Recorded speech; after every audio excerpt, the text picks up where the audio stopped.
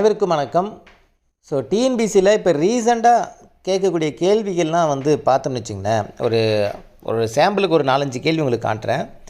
So இதெல்லாம் பார்க்கும்போது TNPSC தேர்வாணையம் தான் இந்த கேள்வி எடுக்கிறாங்களா, இல்லை யாராவது கட்சிக்காரங்க, இப்போ டிஎம்கே ஆட்சி நடந்துகிட்ருக்குங்களா, ஸோ கட்சிக்காரங்க தான் யாராவது எடுக்கிறாங்களாங்கிறதே ஒரு டவுட்டாக இருக்குது. கேள்விகள் அந்த மாதிரி தான் இருக்குது.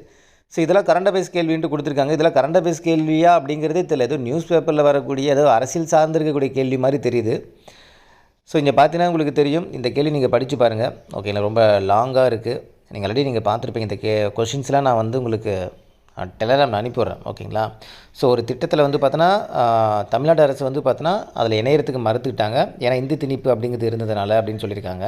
இங்கே பாருங்கள், அரசு பள்ளியில் இந்தி திணிப்பை தமிழ்நாடு நீண்ட காலமாக எதிர்த்து வருகிறது. மேலும் எழுச்சி பெறும் இந்தியாவுக்கான பிரதம மந்திரி பள்ளிகளில் இணைய மறுத்துவிட்டது. எனவே ஒன்றிய அரசு சமரச சிக்ஷா திட்டத்தின் கீழ் நிதியை நிறுத்தி வைத்துள்ளது.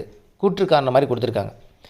தமிழக அரசின் இருமொழிக் கொள்கையும் மற்றும் தேசிய அளவில் அது ஏற்படுத்தியிருக்கும் தாக்கத்தையும் மத்திய அரசு சரியாக அங்கீகரித்தாலும் 2020ஆம் ஆண்டின் புதிய கல்விக் கொள்கையின் மூலம் அது பொதுப்பட்டியலில் இடம்பெற்றுள்ள துறைகளே தனது பங்களிப்பை வழங்க விரும்புகிறது.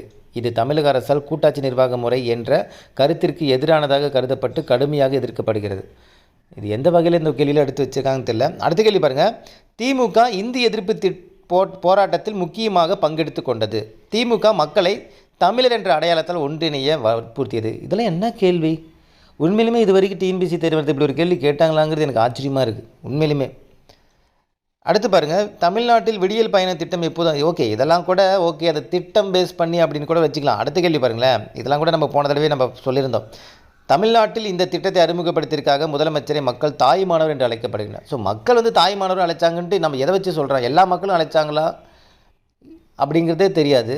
ஆனால் இவங்களே ஒரு இது எடுத்துக்கிட்டு இவங்களே மக்கள் இப்படி சொன்னாங்கன்னு சொல்லிட்டு இதுக்கு ஒரு ஆப்ஷனும் செட் பண்ணுறாங்கன்னா எப்படி டிஎன்பிசி தேர்வாணையம் எப்படி இது ஒரு கேள்வி எடுக்கிறாங்க? யார் எடுக்கிற? எந்த எக்ஸ்பர்ட் கமிட்டி எடுக்கிற அந்த கேள்வி?